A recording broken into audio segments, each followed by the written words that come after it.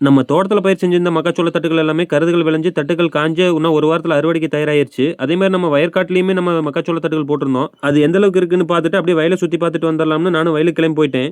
தோட்டத்த பொறுத்தளவுக்கு பார்த்தீங்கன்னா, கிணற்று நீர் பாசனம் மூலம் நம்ம விவசாயம் பண்றத புஞ்சைன்னு சொல்லுவோம். இதே இது வயற்காடுனா ஆறு, குளம், ஏரியின் நீர்ப்பாசனம் பெற்று நெல், கரும்பு, தென்னை, வாழைன்னு விவசாயம் பண்ணி அதிலிருந்து வருமானத்த எடுக்கிறத வந்து நம்ம நன்செய் நிலங்கள்னு சொல்லுவோம். பெரும்பாலும் எங்க ஏரியாவுல தோட்டம் எல்லாமே செம்மண்ணாவும், வயல்கள் எல்லாமே கரிசல் மண்ணாவும் தான் இருக்குது. உங்க ஏரியாவுல எப்படி இருக்குன்னு கமெண்ட்ல சொல்லுங்க. அதுக்கப்புறம் நானும் போய் மக்காச்சோள பயிர்களை எல்லாம் பார்த்துட்டு அப்படியே கருதுகள உரிச்சு பார்த்தேன். கருதுகள் எல்லாமே நல்லாவே பழுத்து விளைஞ்சிருந்தது. ஆனா தட்டுகள் எல்லாமே பச்சை இருந்தது. அதனால வந்து எப்படியும் இது இன்னும் 10, 20 நாளைக்கு மேல ஆகாம நம்ம வந்து இந்த தட்டுக்கள வந்து அறுவடை பண்ண முடியாது. அப்படியே நானும் வயல சுத்தி பார்த்துரலாம் அப்படின்ட்டு நானும் சுத்தி வந்துட்டு இருந்தேன். சுத்தி வரும்போது பார்த்தீங்கன்னா, மயில் தோகைகள் நெறைய கிடந்தது நம்ம வயல ஒட்டியே.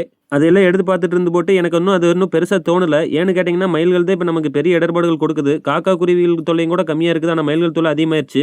விவசாயிகளுக்கு மயில் தான் ரொம்ப இடர்பாடா இருக்குது. அதே மாரி நம்ம வயல ஒட்டியே பார்த்தீங்கன்னா, ஒரு குளத்திலிருந்து இன்னொரு குளத்துக்கு தண்ணி போறதுக்கு பெரிய வாய்க்கால் ஒண்ணு இருக்குது, ஓடை.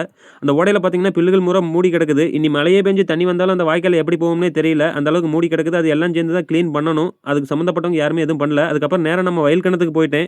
வயல் கிணத்துக்கு போனோனே பார்த்தீங்கன்னா, தண்ணி மேல தான் இருந்தது. மேல இருந்தாலும் பாம்பேரிய அளவுக்குலாம் இல்ல. நமக்கு குளிக்கலாம்னு தான் ஆசை. ஆனா கிளைமேட்ட பார்த்தோனே நமக்கு குளிச்சோம்னா எங்கிட்டால உடல்நிலை எதுவும் சரியில்லாம போயிருமோன்னு எனக்கு பயமாயிருச்சு.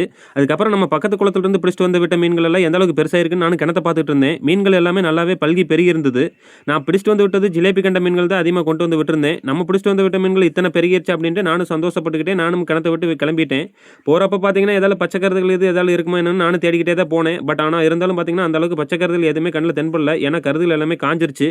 ஒரு வழியா வயலு, கிணறு, ஓடைன்னு எல்லாத்தையும் சுத்தி பார்த்து போட்டு வீட்டுக்கு கிளம்பிட்டேனுங்க. எப்படியும் நம்ம தோட்டத்து பயிர அறுவடை பண்ணி முடிச்சு 10 நாளைக்கு அப்புறம் தாங்க இத அறுவடை பண்ண போறோம்.